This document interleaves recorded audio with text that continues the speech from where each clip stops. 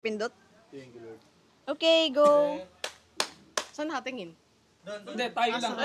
Okay, sige, kwentuhan lang. Go, tanong ka na. Okay, excuse po, hello.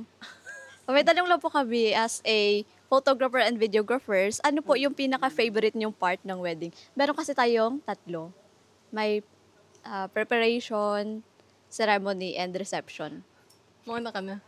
Ikaw na muna. Sa akin, ang favorite part ko sa wedding is sa ceremony. Pero sa ceremony kasi parang tatlo yun eh. Entourage, ceremony, tapos post-nap. So sa loob ng ceremony, ang favorite part ko yung entourage. Kasi yung entourage, nandoon yung favorite part ko doon yung pag-open the door, yung reaction ng bride. Pagbukas ng pinto, kitang-kita yung reaction ng bride.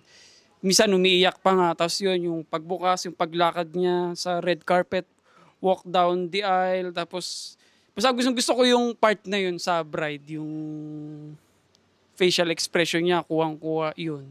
Yun yung sa akin. Thank you. Siyempre sa akin yung pinaka-favorite ko na part doon sa lahat is yung prep na during sinushoot yung bride natin. Kasi gustong-gusto ko kunan yung mga magaganda, lahat naman din ang magagandang bride natin. So, lahat naman pala ng bride ay magaganda. So, yun yung pinaka-favorite ko. Go, sir.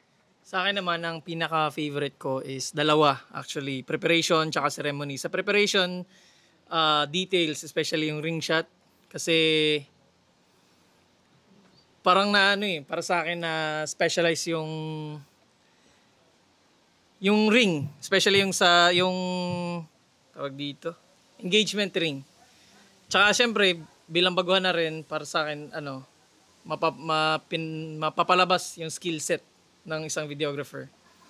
And sa ceremony naman, kagaya din ng sa kanila, yung pagbukas nung church door sa bride. Kasi makikita mo yung reaction ng mga tao, masasaya, may umiiyak sa bride. Especially yung reaction ni groom, syempre. Most of the time talagang iiyak yung groom. So yun yung akin. Ako siguro sa photoshoot ng bride, yung first look. Kasi doon nakapokus ako kasi siya lang isa eh. Preparation ng bride and groom. Yung solo lang nila.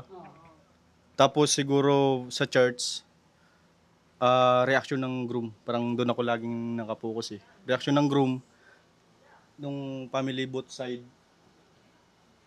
Yun. Tapos yung bride, malayo eh. Wala tayong 70-100. So yun. Yun. Yun lang guys, bye!